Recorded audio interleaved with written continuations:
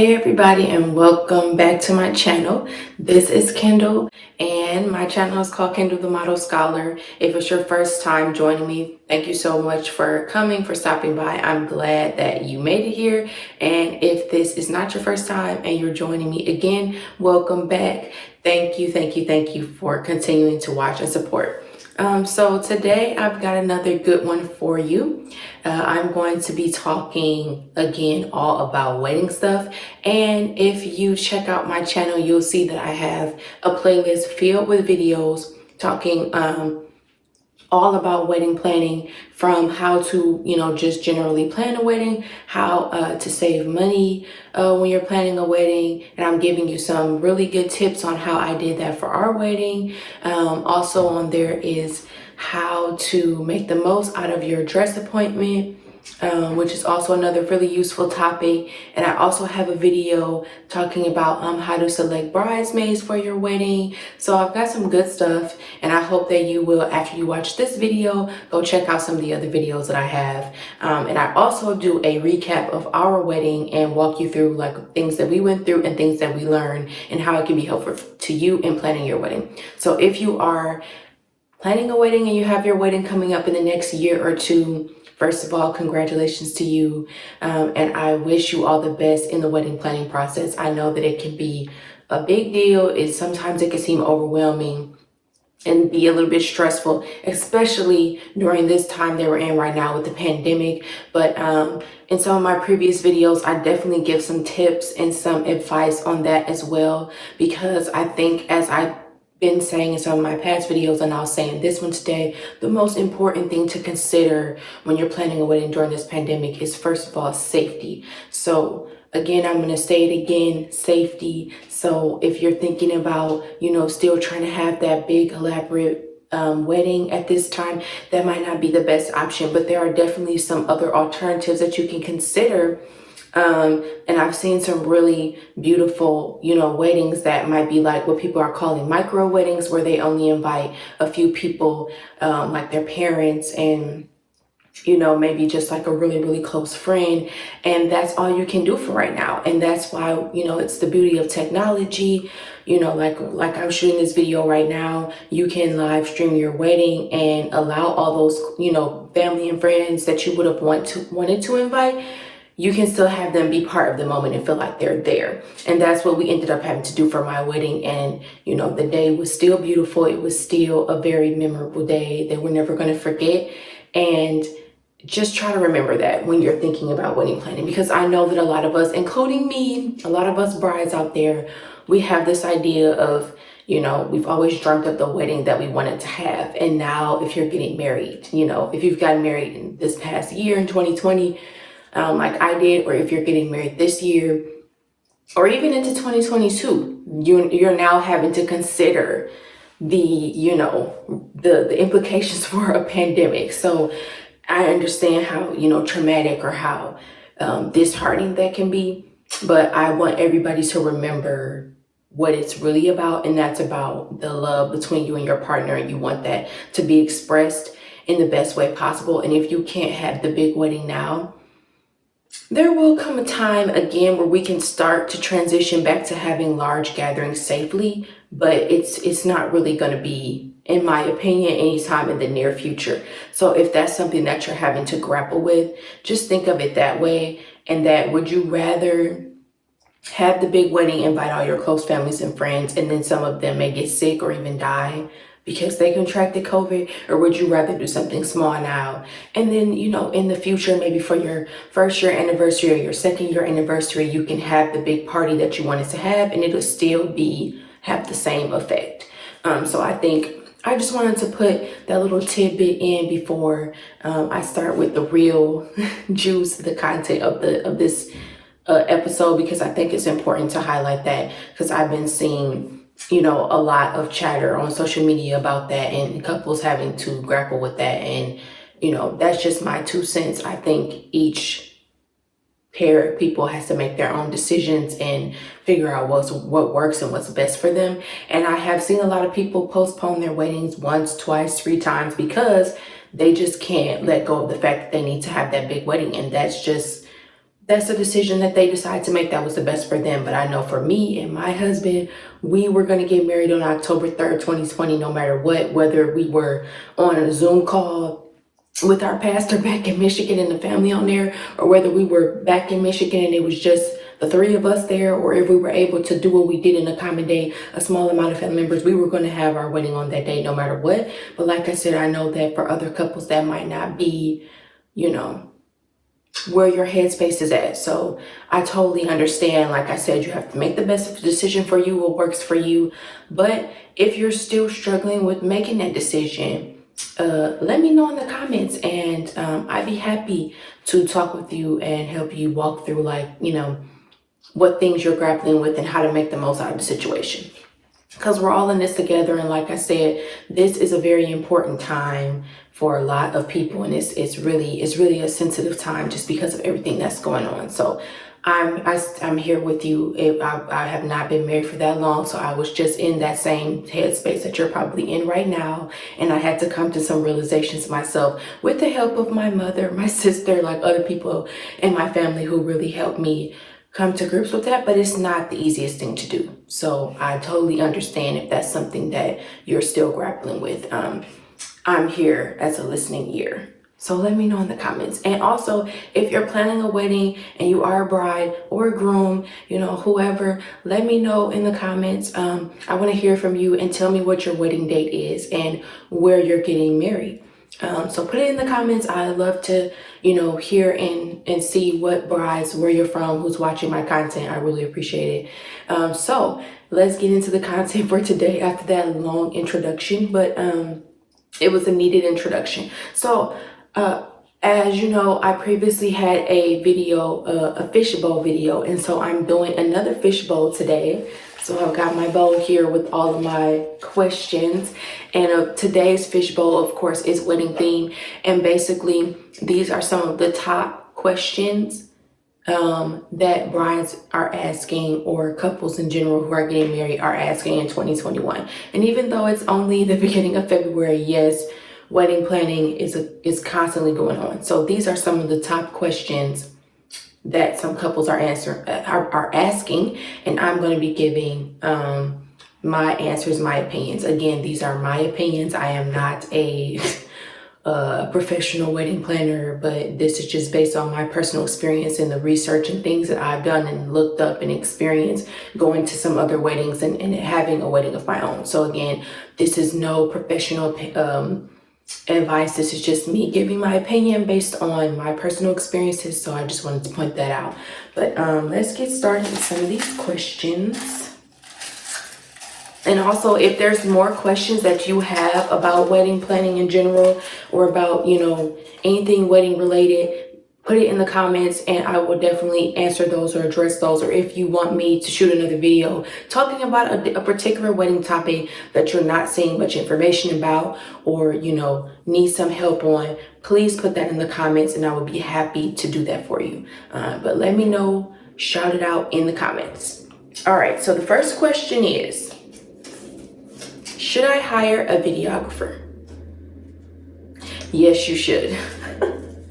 It's definitely worth it. I mean, I talked about this in one of my previous videos, but I definitely think it's worth it to hire a videographer because for many reasons. Number one, I would say, especially with today's time, like if you're not able to invite everybody that you wanted to invite, hiring a videographer and having them put together, that short compilation of your whole entire day, it really gives everybody a sneak peek into how everything went for your wedding day, and it really helps them feel like they were there even though they weren't able to be there physically. So I think it's definitely worth it to hire a videographer. Another reason is because, again, forget the guests, it's just memories for you and your partner, for you and your spouse. Having that video footage really does make the difference. The pictures, of course, are standard for weddings. We understand that, but having that video element and having your wedding memories in the form of a video, it really is worth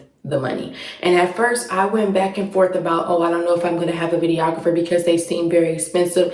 But again, in one of my previous videos, I gave the tip that you should look for up and coming photographers or videographers. So those are people who like, they may be a little bit newer at it. Like they still are good because, you know, you've looked at their website, you've looked at, you know, look at other videos or other photos that they've shot for other weddings and other couples, and you can get kind of like a vibe for, you know, what's their style and how they do things. And if you like them, then book them, because I'm telling you, if they're up and coming, that means their prices are going to be a little bit lower than someone who's the popular, you know, videographer that everybody books because they're just out of this world talented and they do all this stuff and go above and beyond, but they cost like $3,000, $4,000, $5,000 just for video alone. That's not even including photography. So I think like it's better to go that route and you'll still have a really, really great product. And again, you know, the videographer that we chose, we were very pleased with his work, and the video just,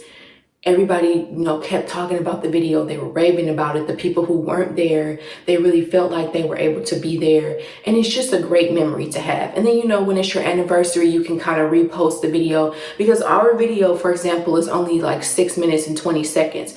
That's not that long, but it really captured the whole day very beautiful, you know, very well and really beautiful. And then depending on your videographer, sometimes they make like,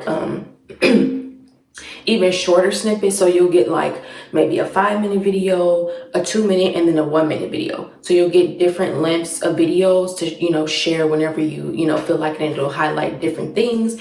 And then also like our videographer gave us the raw footage, of a portion of our ceremony, the speeches from our parents during the reception, and us cutting the cake. And everybody, like the wedding party walking in, the reception, and then the third video. What was the third video?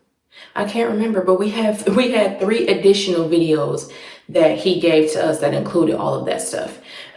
So, you know, in addition to us having like the compilation of the whole wedding day and the nice, you know, 6-minute video, we also have those longer, like one of them is 14 minutes, one of them is like 20 minutes, those other videos that capture some of the other memories of the day as well. So, I mean, I definitely think it's worth it to hire a videographer. It's just about your budget. And my thing is, if you have to maybe scale down on flowers or cut the number of guests you invite because you need to make room for video, I would suggest to do that, because it is definitely worth it. And that's something you should definitely include in your budget.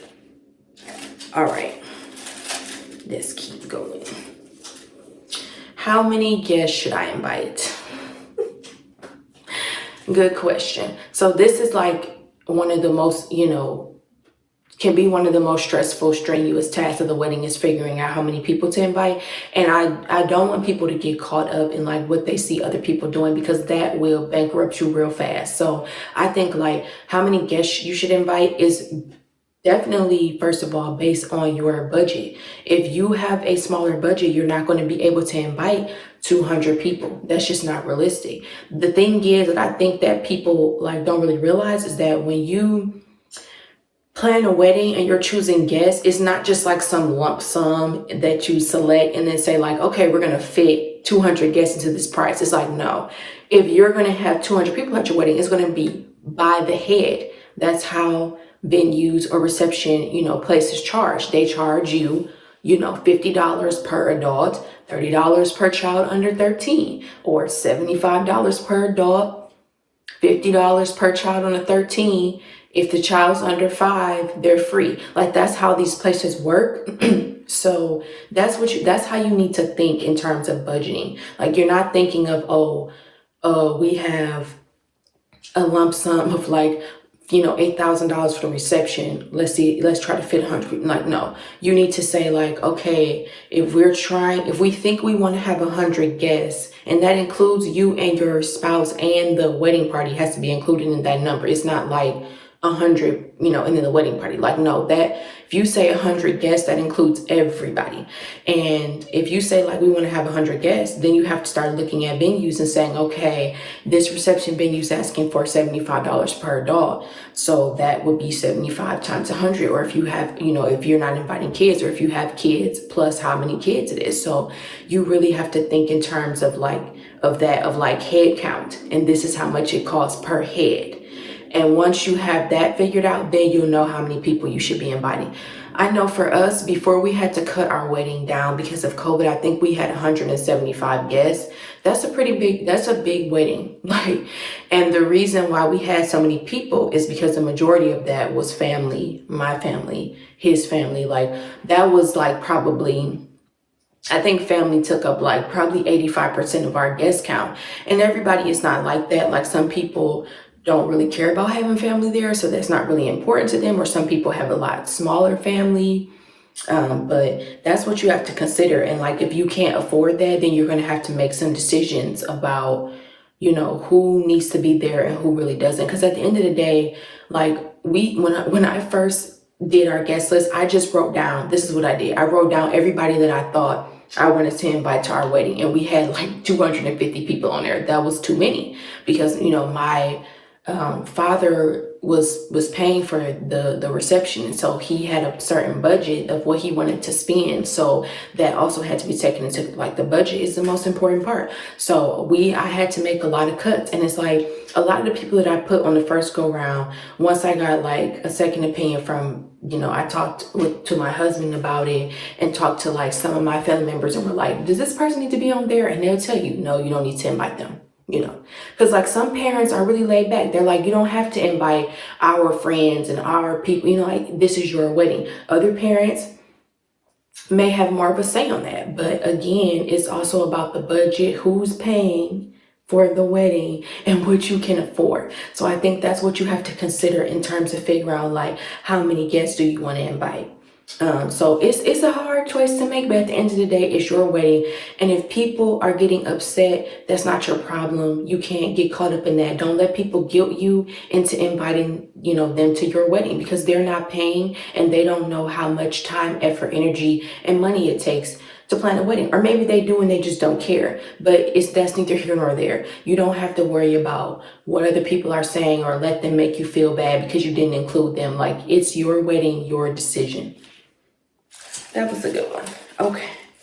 All of these are stuck together. As a bride, what should I pay for my bridesmaids? Good question. Again, it depends.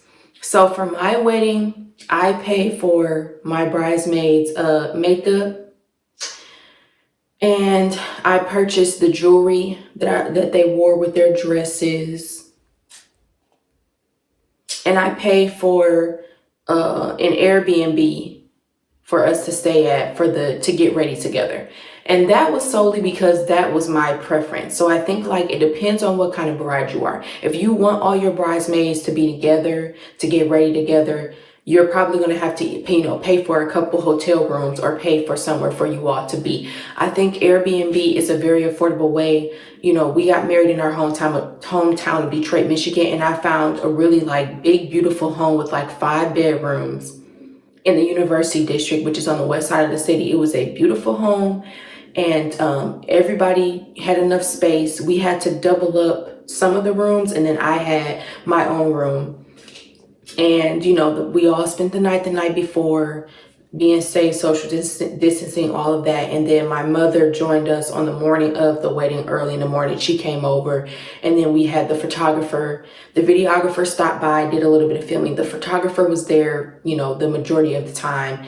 And then we had 2 makeup artists. So I think because I had 7 bridesmaids plus myself, plus a mother of the bride, that makes 9 people. I can't count.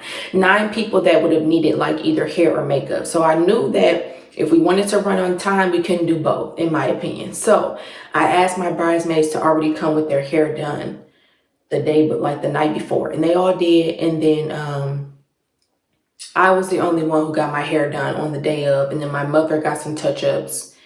And one of the bridesmaids actually got her hairstyle because it was like easy. Her hair was easy to style. But mostly everybody came with their hair already done. And then, like, I paid for the makeup. I paid for us to have somewhere to stay. And I paid for the jewelry. Some brides will pay for both hair and makeup. Some will not pay for either.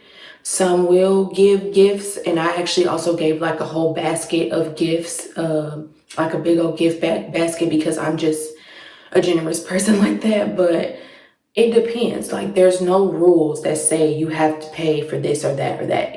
But I will tell you this, if you are particular like I am and you want everybody to look a certain way, you might have to pay. Because the thing is, if you tell your bridesmaids that they can go wherever and get their hair and makeup, honestly, they might come on the day of and they might not look the way you intended them to look. So if you want everybody to look consistent, it does make sense to like bring makeup artists to the place where you're getting ready and have them do it. And you already have talked with the makeup artist about what look you're going for and they know how to execute that.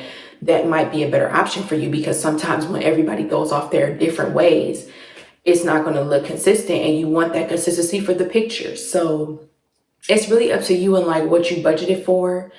I mean, I was saving for our wedding like almost 2 years ahead of time, because I knew all the stuff that I was going to end up having to pay for. And it wasn't, the makeup wasn't that bad, even though it was like 7 bridesmaids plus my mom got her makeup done too. And we had 2 makeup artists. It was still like between $500 and $600. And that's at about like $60, $65, $70 per face. That's not that bad. I think as the bride, it would probably be more. So you probably might pay like maybe $100 or $200 just for your look. So it's just something to think about, and you have to shop around and look and see what different rates there are. But I think that's pretty standard. Like, it's going to probably be between $50 and $75 for just makeup, and then the same thing or a little bit more per head for hair. So if you have a large wedding party, that's something you have to consider. And then also in terms of us getting ready together, I'm kind of like I'm a slight control freak and I get nervous. So I was like, we all got to get ready together. But, if you trust your bridesmaids and you think they'll show up on time, when you need them to show up on time, then you can tell them, go get your stuff done, then meet at the church at this time. It's up to you. It's up to how you are as a person. And again, like how much money you plan on spending on that type of stuff. But you can go all out or you can keep it simple. It's really up to you. And the jewelry that I purchased for the bridesmaids, I found at Davis Bridal, and I like waited for there to be a sale and got a really good deal on the earrings. And then I found the bracelets separately. Again, I bought them in bulk and got a really good deal. So you just have to like shop around, look for stuff. I was like buying stuff when it was on sale and just storing it in my house instead of just like trying to wait. No, just, if something's on sale, purchase it, store it in your house. So I definitely recommend doing that, and that should help with the cost of things. But there's really no written rule about what you have to pay for, but be prepared for the outcome if you don't. And also, I'm not trying to be mean, but sometimes some bridesmaids don't want to pay. Like, I've heard stories like, if you're not paying for their hair and makeup, but you want them to use a particular person, be ready for some backlash. Because they have to purchase their dress, shoes, then pay for hair and makeup, then pay if you have a bachelorette party, then go to the bridal shower if you have that. Then there's going to be a whole, weekend of wedding activity. So you have to consider that it can start to get expensive for someone to be in your wedding. So, just try to meet them halfway. And if you can sponsor something, it does really help and make a difference. That's all I'll say on that. Okay. Oh, more about paying. Who pays for what? This is another kind of like controversial topic. And again, I know back in the day it might have been one way, but I think like we're all forward thinking people here. It is 2021. So I know back in the day, it usually, for example, like I talked to my parents about this, and my mother told me that when she got married, which was in the 1980s, she was living at home with my grandparents, and she basically got married out of her home. So because of that, my grandfather paid for the entire wedding, which it has been a tradition. If the woman is the one who like is living at home with her parents, and her being married means stepping out on her own for the first time, then typically the parents of the bride would pay for the entire wedding. But I want to say that us being in 2021, we can break these gender norms and stereotypes. So I feel like, for example, for me and my husband, we both have been out of our parents' house for years now. So technically my parents didn't have to be as generous as they were, but because they're great parents, they did pay for like a majority of the wedding activities, and that includes bridal shower and wedding and whatever else. So they definitely did that. And we were very fortunate and blessed to have two sets of parents who stepped in and who did certain things. My husband's parents sponsored our honeymoon. So if you look at like, that's how things can be kind of split up. And then I've seen that like traditionally maybe the groom's parents might pay for the rehearsal dinner, or they might pay for the alcohol for the reception. Or like I'm even more blessed. So I have godparents who are actually, it's my mom's sister. So she sponsored my wedding cake. So like, it's really, it depends on the person and the situation, but I don't think we should get stuck on the whole, like, oh, if you're the bride's parents should just be automatically expected to pay for the whole wedding. That shouldn't be the norm anymore. And also they might not be able to. So I think it puts a lot of like unwanted pressure on them if they're not able to deliver that, because everybody's family is not financially able to do that. So I think like, and honestly, I know some couples who just pay for their wedding themselves and didn't rely on parents. So I think it depends on the couple. That's what I'm going to say. It varies. But I think if you Google who pays for what during weddings, there are a lot of blog posts that talk about the traditional of what everybody's supposed to pay for. If you want to go based on that, that's fine. But if you want to do something non-traditional, that's fine. It depends on the couple and what your family norms, expectations, if you even, are close with your family or not. It really depends. But I definitely felt the spirit of generosity with a lot of my family members. I really appreciated that. Also, like my dad's sister sponsored our party bus that we rode from the Airbnb to the church. So like it was just a lot of stuff was just sponsored by family members because I'm just fortunate. But I think like it depends on the situation. And if you don't have anybody to support you and pay for things, because I want to be transparent about that, I would suggest you have a longer engagement so that you can spread out saving and get on a savings plan with your spouse to be. And you all like, say like, if we need to save up $10,000 in 2 years, how much do we need to put aside per week? Break it down like that. It is doable, because even though I had all those people paying for stuff, there was a lot of stuff that myself and my husband did actually pay for. So I was on the savings plan and we both put away money every single week leading up to our wedding, so we would have enough for the things that we need to cover. So I'll just, end with that on that note.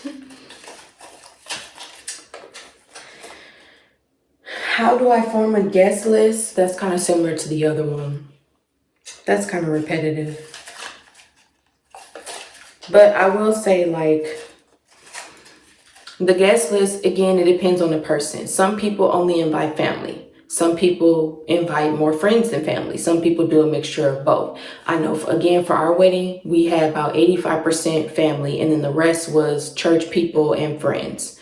So if you just, for a reference. So I think like, it just depends on the person. It depends on the size of your guest list. But I think the important thing to remember is you do not have to invite everyone that you've ever known in your life.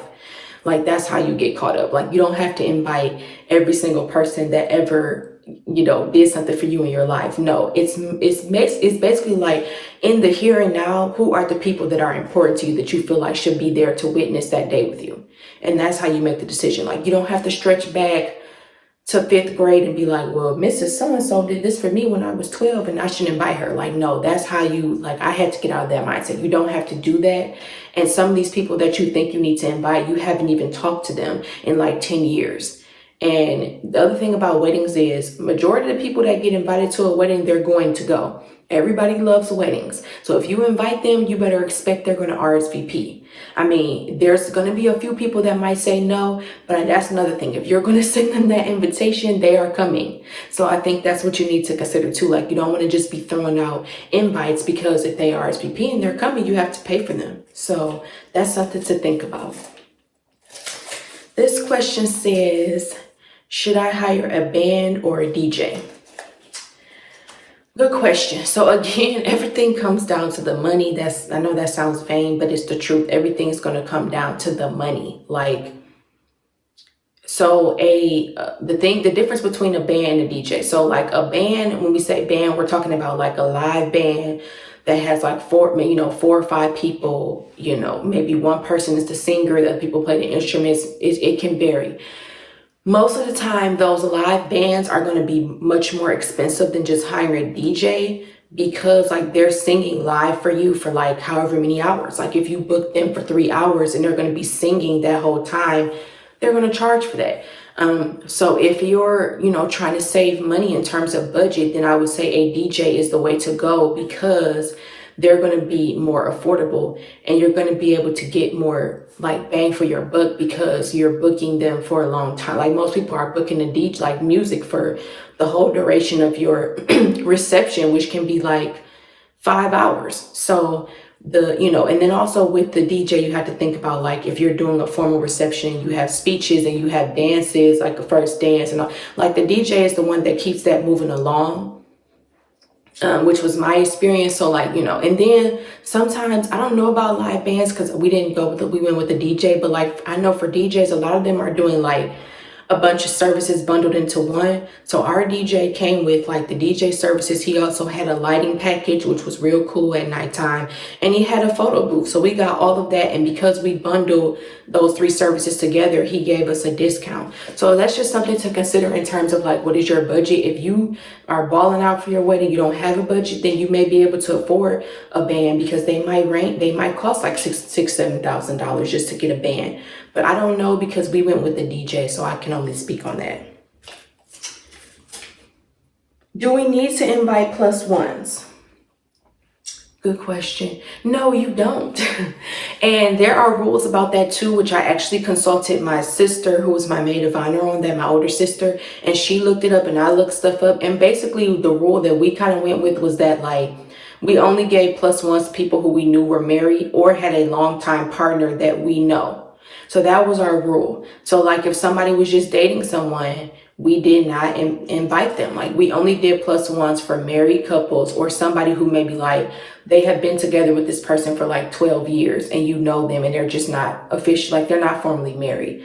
So that's the way we did it, because honestly, like if you give everybody a plus one and you already had 100 people on your list, boom, it's already up to 200. So that's something to consider. And it's like, if somebody has a problem with that, then they don't have to come. Period. Like they're not paying. So if that's what the rule that you come up with, then that's what you're going to have to do. Now, I did make an exception for a few people. For example, like my sister, she's not married, but she does have a partner. And he was on the list because she like did so much for my wedding, and that would have been rude. But other than that, like I stuck to the rule of, me and my husband stuck to the rule of if they're not married, they don't have a plus one. And that is basically like this. That's one of the rules if you look up about like plus ones. And also like if they're engaged, then yes, you should invite that person, because I mean, they're getting married. So, so that's just what you have to consider. But like if somebody's just dating, so, and what people will do is, which I'm not trying to be mean, but some people will, if they're single, they'll find somebody to bring to the wedding as their plus one, and they may not ever interact with that person like that again on that level, or they may bring another friend. I don't know, but it's just like if you give people that room, they're going to take it. So if you can't afford that, then don't do that. And it's not necessary, to give everybody a plus one. That's a lot of extra people. Let's see. How much does a wedding cost? It depends on the couple. I mean, I've seen people plan weddings for $5,000, and then I used to watch some show on TLC called like Platinum Weddings. Yeah, that was it. Platinum Weddings. And I used to be like, oh wow, like they used to spend $300,000, $500,000 on a wedding. Like their wedding gown alone was $50,000. So, they had all this elaborate stuff for their wedding and reception. All the flowers were real. Everything was so elaborate. So I think like it's a huge range, and it depends on where your finances are at and what you can afford. But don't get caught up in like the platinum weddings and people spend. That's not necessary. They were able to do that because of their financial situation. But if you only have a budget of $5,000, you can have a wedding and make it work. Like, don't get discouraged and think you can't have something because you don't have thousands upon thousands of dollars. It's not necessary. You can still have a beautiful day and be on a budget. So it depends is my answer to that.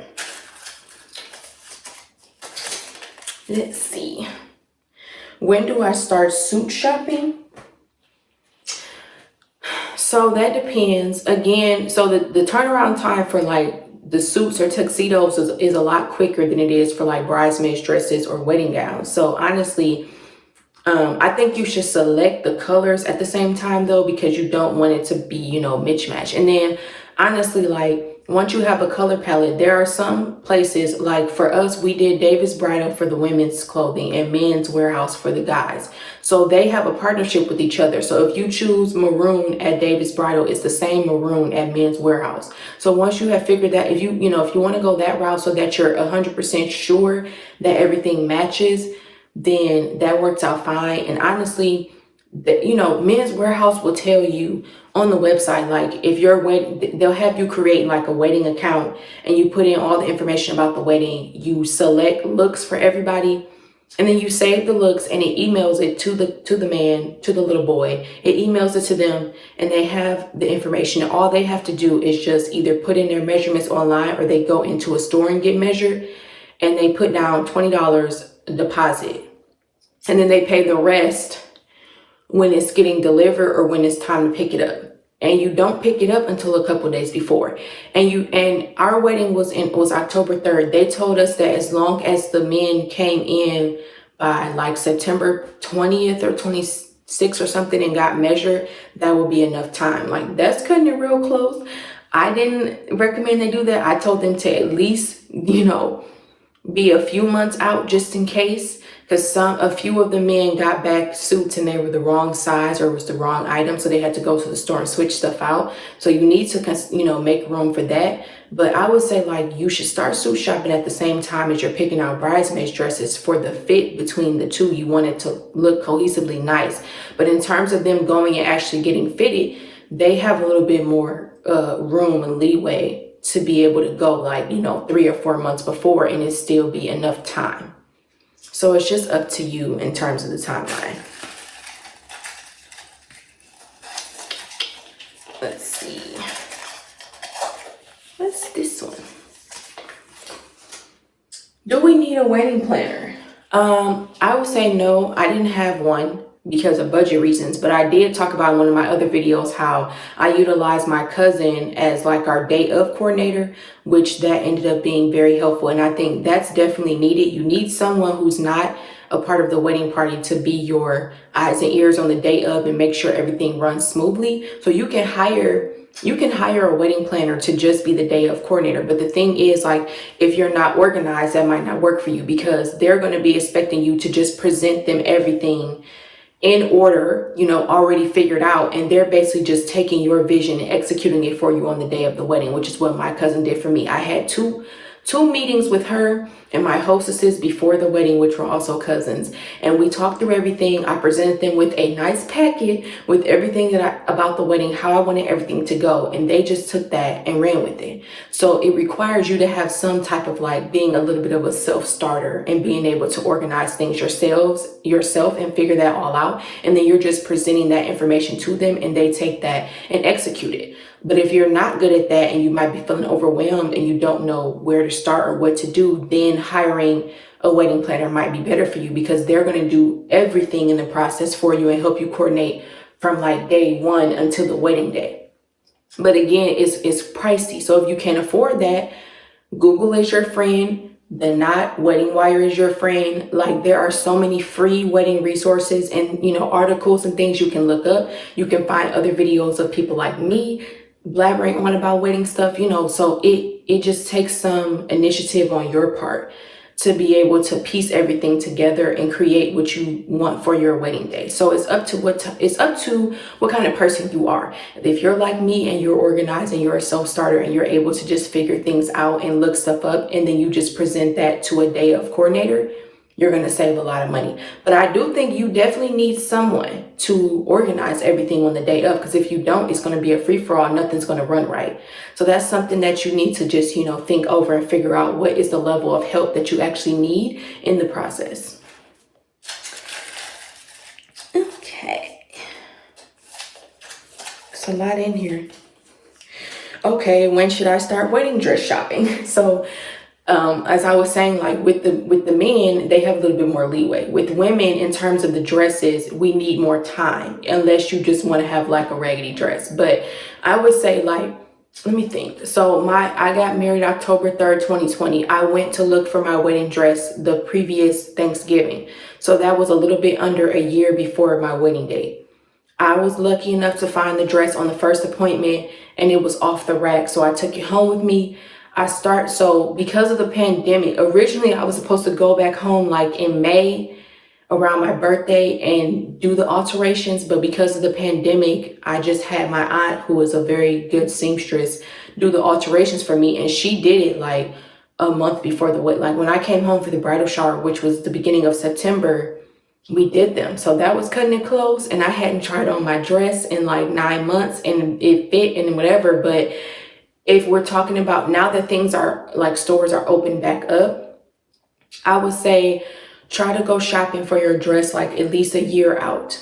Because if you get like, if you're ordering a special made dress that's not in a store, it could take them 6 months to get it to you. And then once you get it, you still have to get alterations, because the majority of the time you're not going to be lucky and a dress fits you like a glove.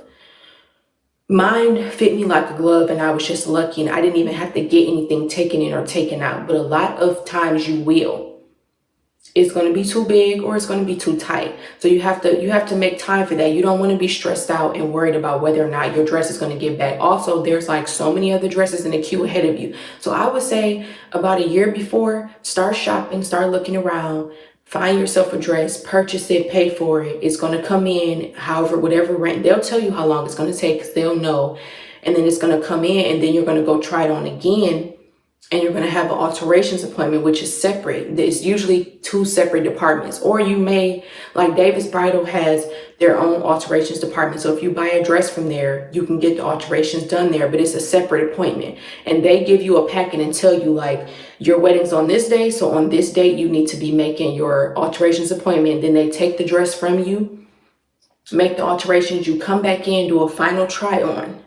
So it's like, it's a process. So that's why you got to be organized, and you got to do it ahead of time. Now, if you are planning a wedding on a really tight timeline, like say you only have 3 months to plan your wedding, what you're going to have to do is go into the wedding gown stores and find an off the rack dress that you can just take home. Like it'll be yours. You know, that is the only one they have in that size or that style, and you just straight take it home. And there's no extra time for like them trying to get it, order it from somewhere and it take an additional 7 weeks to get in. Like, no, you're gonna go and ask for like, and say like, I'm in a rush and I just need stuff that's on the rack. So there are options. It's just like with the on the rack stuff, you're gonna be more limited because it's what they have in the store. They're not gonna be able to order something, that you may have seen on a mannequin, because you don't have enough time. So the moral of the story is give yourself time for getting the dress in, getting the alterations done, and then having to do several try-ons, before it's the final of how it's going to look on your wedding day. That's my advice on that. Let's see. Where should I focus my budget?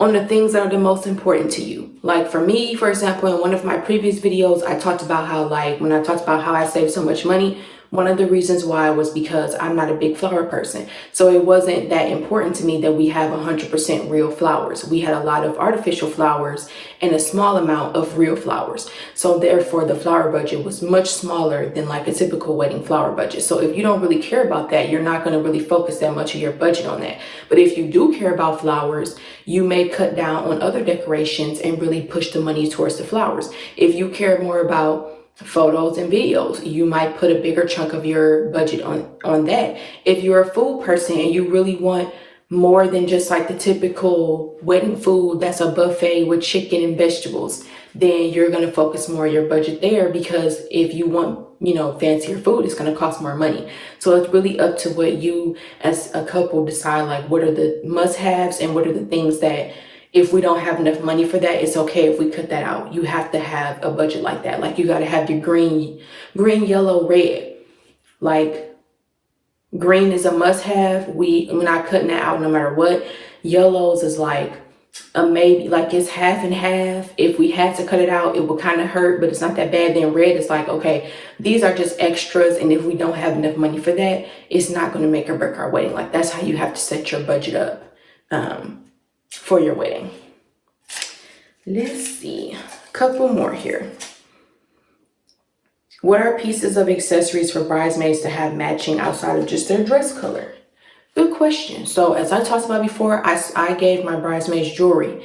That's another way to, have them look the same and it be pretty. And you can do, depending on the type of dress, most of the time you're just going to need like something like this, a very simple earring. It doesn't need to be too elaborate because the dress is the focal point. So you can do a simple like teardrop or a little stud for their earrings. And then I also gave them bracelets. Again, something really simple with small diamonds. It does not need to be elaborate.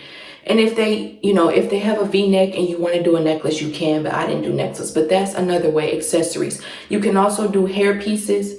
If everybody's wearing their hair up and you want to give them a flower headpiece, you could do that. Also, I gave everybody matching shawls because it was cold outside. So that's another way to match. Like you can buy the pashmina scarves and give everybody the same color or get their initials on it and stuff like that. Of course, the bridesmaid bouquets are the other accessory outside of the dress that can match. I mean, you could also do matching shoes if you're that specific, but most of the time you just probably tell them to wear like gold or silver shoes. But shoes are another way that everybody can match. If you find a shoe that everybody can fit into comfortably and it's, and everybody feels comfortable in it because they do have to be on their feet all day. Another way they can match is by having matching shoes. What else? That's all I can think of, but those are other accessories that you can style the same for your bridesmaids on the big day. Okay, I think I'm gonna do like one or two more. How do you change your name after you get married? Good question. I'm actually going through that process right now. It is stressful because of COVID, but basically, if you decide to change your name, when you go get your marriage license, they'll explain all this to you. But basically, when you sign the marriage license, you're going to sign it with your new married name. Then you mail the marriage license back to the clerk or the county, whatever, for wherever you got married, and they process it and file it with the state. So it's official and you get the stamp on it. You're going to keep one copy of the marriage license. That's like just a copy for you to have, but it doesn't have the seal on it, so you won't really be able to use it for anything official. You have to get the other copy back. And I also suggest you get at least 2 copies of the official stamped and sealed one, because when you are trying to get your name changed, you have to send that marriage license off, and if they lose it, then you don't have another one. So I would say get 2 to 3 copies of the official one with the seal on it. And so you're going to get that back in the mail. Now, here's the thing. We got married October 3rd. They told me 4 to 6 weeks. I didn't get the marriage licenses back until like the middle of December. So because of COVID and short staff, everything's taking a lot longer.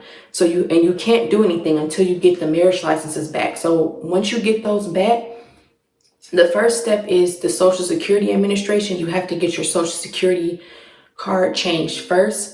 So normally you could just go in the office and do it. But because of COVID, a lot of places are closed down, like government buildings. So I basically had to mail in all of my sensitive information, which includes like the marriage license, you got to mail in your birth certificate and your identification. And it has to be original, but they'll mail it back to you. Like they mail it back to me. So you have to mail all that in to the Social Security office that's closest to you. They'll process it. They send you your documents back. And then it takes another 4 to 6 weeks for the Social Security Administration to change your Social Security information. They'll send you a new card, and they also identify the IRS that you had a name change. So that's the first step. You have to do that one first. And then after that, you would do the license. So you go to Secretary of State and get your license updated and changed. The Social Security card is free, but getting the license updated is going to cost money. Then if you have a passport, you would do that next. You get your passport updated. And then while you're getting your passport updated, you can update all of your other stuff. So basically, like some stuff like maybe your bank account, any other like accounts that you have, like maybe with other bills, like your utility bills, that just requires you to maybe go in log into your account and just update your name and click submit. Some other stuff, like for example, I'm getting my PhD right now. I have to call the registrar at the school and inform them of my name change in order for them to officially change it on my account, because I can't just go in there and do it. So there's this one company called like Hitch Switch. I think that's the one I use. There's some other companies too. You can just Google like name change service. That's a new thing that's becoming hip now. There are a lot of different companies that are out there. There's a few of them, and they will help you with the name change process.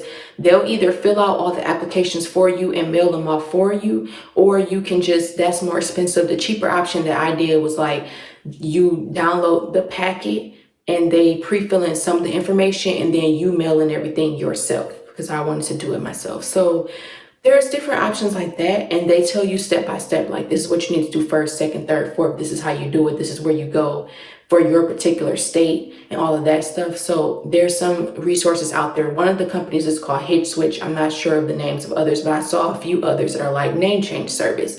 So just Google that and they'll help you and walk you through the process. And once you do it, it's done. So don't fret. It's just a certain order that you have to do it in for it to go right. And that is starting with your social security number, because that's like the highest number of identification that you have. So you have to start with that. All right, y'all. So that brings me to the end of this fishbowl episode. This was a really good one. I hope that you got a lot of good information from this. And again, if you have any other questions or any other wedding topics that you would like me to talk about, please comment below and let me know. And don't forget to hit that subscribe button and that bell so that you get notified every time I post this great content for you. And thank you so much for stopping by the channel. I'll see you next time. Bye-bye.